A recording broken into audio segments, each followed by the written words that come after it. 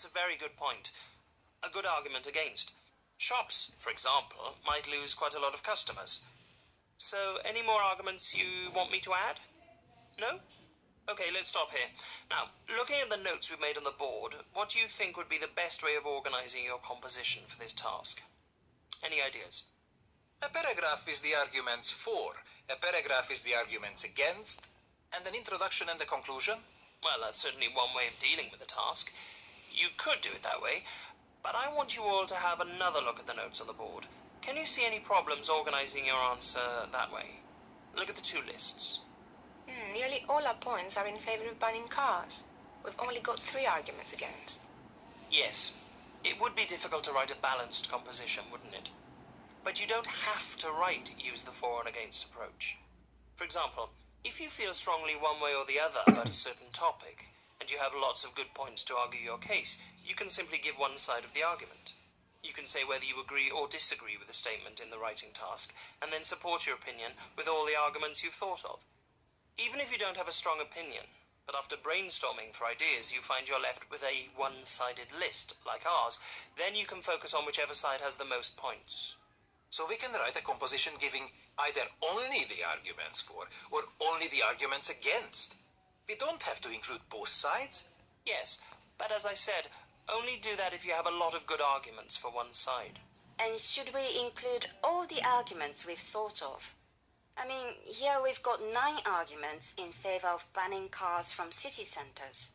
Do we have to discuss all of them in the composition? Well, 9's probably too many. You won't have the time or the space to cover that many points.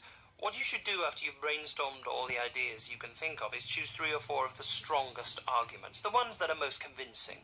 Which should we start with, the most convincing or the least convincing? Oh, you should put the reason you think is most important first, and then the second most important, and so on. And remember to back them up with examples, otherwise they don't carry any weight. When we did advantages and disadvantages, and for and against compositions, we said that they should have 4 paragraphs. If we use this one-sided approach, is 4 paragraphs about right too? You'll probably find you'll need more than 4 for this approach.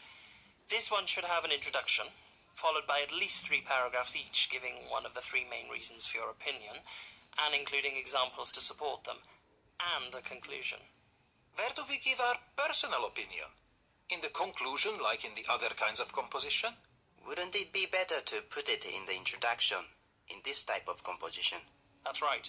Start by saying what your opinion is, and then in the following paragraphs you can back up your opinion with the most important arguments you've thought of. And what should you put in the conclusion? I'd repeat my opinion and perhaps stress which reason I find the most persuasive. Or the consequences of imposing or not imposing a ban on cars. We could round it off by saying how banning cars would make cities better places to live in. That's right. And before you start writing, remember to make a plan. But don't waste time copying out the title of the composition. Remember, you only have 40 minutes for everything. To think of ideas, to decide which approach is the most appropriate for the task, to make a plan, and to write your composition. And you should leave enough time at the end for checking. That's a lot to do in 40 minutes.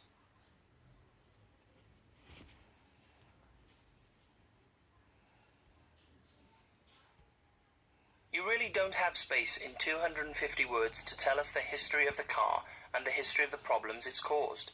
And you haven't said what your opinion is. Remember, a good introduction shows where the composition is going. It should prepare the reader for what's coming next, and it should also make it easier for you to write the rest of the composition.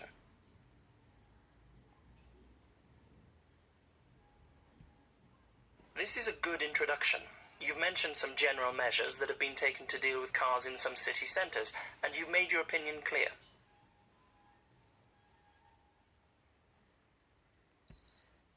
You've just copied the sentences from the writing task. It's okay to briefly outline the issues involved in the introduction, but you should do it in your own words. Try not to copy the question word for word.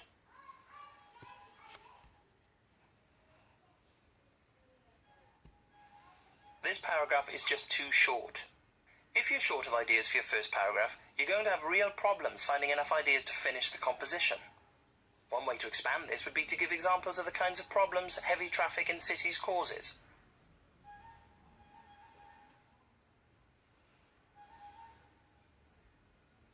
This is supposed to be a serious composition, written in an academic style. Don't start with anecdotes about problems you've personally had in the past.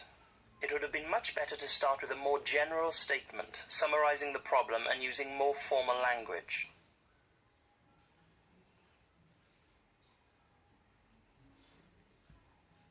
This introduction is far too long, almost 100 words. You have to write at least 250 words, but you shouldn't spend so much time and use up so many words writing such a long introduction. It would be better to put some of the ideas you've included here in the main body of the composition, where you give reasons for your opinion.